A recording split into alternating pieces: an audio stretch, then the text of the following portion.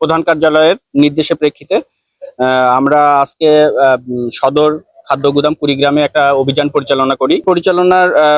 আমাদের এখানে দুইটা অফিস ওনাদের, একটা হচ্ছে এই খলিলগঞ্জে আর একটা হচ্ছে ফায়ার সার্ভিসের এখানে। আমরা এই গুদামে অত্র গুদামে আমরা প্রায় আটটা গুদাম আমরা পরিদর্শন করি।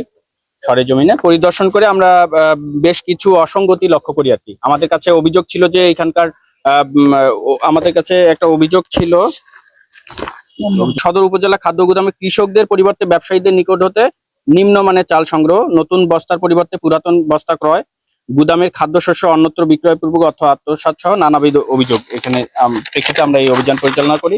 এই অভিযান পরিচালনা আমরা এই যে খাদ্যশস্যের মজুদ নিয়ে যে অভিযোগটা ছিল সেটার প্রেক্ষিতে আমরা আমাদের অভিযানকালে আমরা যেটা পেয়েছি যে আমরা 4টা গুদামে, এখানকার 8টার মধ্যে 4টা গুদামে আমরা চালের যে সংখ্যা সেটা হচ্ছে 11 চাল আমরা কম পেয়েছি। খালি চোখে আমরা যতটুকু আমাদের দ্বারা মানে আমরা চেষ্টা করেছি আমাদের লোকজন দিয়ে আমরা খামালের উপরে তুলে দিয়ে যতটুকু খালি চোখে সম্ভব আমরা দেখেছি যে 1176 বস্তা এখানে কম। আমাদের সাথে এখানকার যে দায়িত্বপ্রাপ্ত কর্মকর্তা ওসিএলএসজি উনিও উপস্থিত ছিলেন। ওনার উপস্থিতিতে আমরা এটা সংখ্যাটা মানে শর্ট টেস্টটা আমরা প্রত্যক্ষ করি। এছাড়া আমরা দেখা গেছে চালের ব্যাপারে আরেকটা গুরুতর ছিল যে এখানে বেশ কিছু একটা খামালের পুরাটাতে আমরা দেখেছি যে সেই চালগুলাতে পোকা এবং সেই চালগুলো একবারে নিম্নমানের, যেটা হয়তো মানে পশু মানে মনুষ্য খাদ্য হিসেবে অনুপযোগী। এছাড়া আমরা আরেকটা বড় অনিয়ম পেয়েছি, সেটা হচ্ছে আমাদের এই যে পিছনে যে গুদাম নাম্বার 7, এইখানে আমরা যে চাল মানে ধানের ব্যাপারে এখানে টোটাল ধানের মজুদ থাকার কথা ছিল 711 মেট্রিক টন। এই 711 মেট্রিক টন তখন এখানে ফিজিক্যালি উপস্থিত হয়ে আমাদের লোকজন এবং খাদ্য গুদামের সংশ্লিষ্ট ব্যক্তিদের দিয়ে আমরা এটা গণনা করে সেখানে আমরা 190 মেট্রিক টন ধানের উপস্থিতি আমরা পাই, 190 মেট্রিক টন ধানের মজুদ পাই।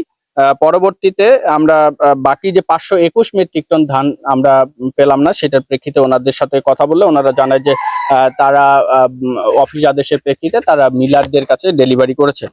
পরবর্তীতে আমরা সেই ডেলিভারির যে সংশ্লিষ্ট রেকর্ড চাইলে তারা কোনো প্রকার আমাদেরকে রেকর্ডপত্র দেখাতে পারেননি এবং শুধুমাত্র একটা খাতায় তারা মানে লিখে রেখেছে যে কোথায় কোন মিলারকে গেছে, যেটা মানে অথেন্টিকেশন না, শুধুমাত্র একটা খাতায় সাদা কাগজে একটু লিখে রেখেছে, টুকে রেখেছে।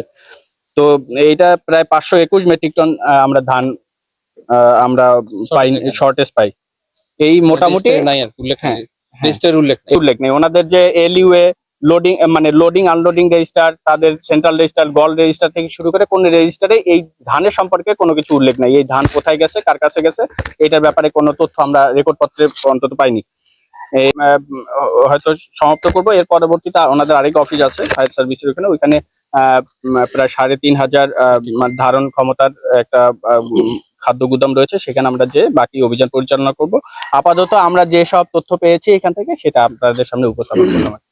মোহাম্মদ সাবদারুল ইসলাম, আমি সহকারী পরিচালক হিসেবে দুদক কুড়িগ্রামে কর্মরত রয়েছি। আপনাদের এই অভিযানে পরবর্তী পদক্ষেপ বললাম যে আমরা পরবর্তীতে আরেকটা অভিযানের বাকি অংশটুকু শেষ করার পরে আমরা হয়তো যে গুদাম গুলাতে আমরা শর্টেজ পেয়েছি, হয়তো যেটাতে বেশি পেয়েছি ওইটা হয়তো আমি অলরেডি আমাদের উপজেলা নির্বাহী অফিসার স্যারের সাথে যোগাযোগ করেছি।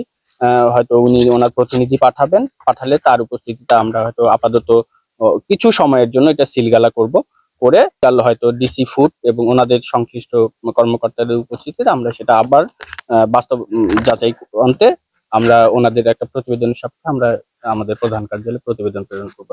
আমরা অভিযান আসলে আমরা আজকেই শেষ করব ইনশাল্লাহ, আর কালকে হয়তো আমরা এসে আমাদের যে যদি কমিটি গঠিত হয় তখন এসে বাস্তবতা যাচাই আলোকে শুধুমাত্র রেকর্ড পত্রের আলোকে হ্যাঁ আমরা ওনাদের বা এটা নাই কেন, যেমন ধানের ব্যাপারে আমি যখন 521 মেট্রিক টন ধান যে আমরা মজুদ পেলাম না, এটার ব্যাপারে ওনাদের যখন জিজ্ঞেস করেছি উনি বলেছে যে এটা মিলারদের কাছে সরবরাহ করা হয়েছে, কিন্তু ওনার কাছে বললাম যে কোনো ডকুমেন্ট এখান থেকে এখানে ঢুকলে সেটা যেমন একটা রেজিস্টারে এন্ট্রি হবে, এখান থেকে চলে গেলেও কিন্তু সেটা এন্ট্রি হবে, সেটা কিন্তু আপনার খসড়া বা কোনো সাদা কাগজে লিখে রাখার কোনো সুযোগ নাই, তাই না?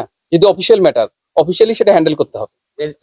এবং ওনারা বারবার একটা কথাই অজুহাত দিয়েছেন আমাদের যে ওনারা রেজিস্টার বা আর পোকার ব্যাপার স্যার যেটা বললেন পোকার ব্যাপারে 15 দিন পর পর যদি স্প্রে করে তাহলে কিন্তু পোকা ধরার কথা নয়। এবং আমরা যেটা দেখলাম সেটা 15 দিন কেন মনে হবে মানে তাৎক্ষণিক দেখে মনে হবে যে এটা 2 মাস 3 মাসে ওখানে কিছু ইয়া হয়নি, ব্যবস্থা গ্রহণ করা হয়নি। আগে 6 মাস আগে এখানে থেকে আছে, মজুদ হ্যাঁ, রাখা। ওনারা এটাই আমাদেরকে মানে হ্যাঁ ওনারা এটা বলেছে যে 6 মাস আগে চাল, সেই জন্য এটা একটু নাজুক অবস্থা।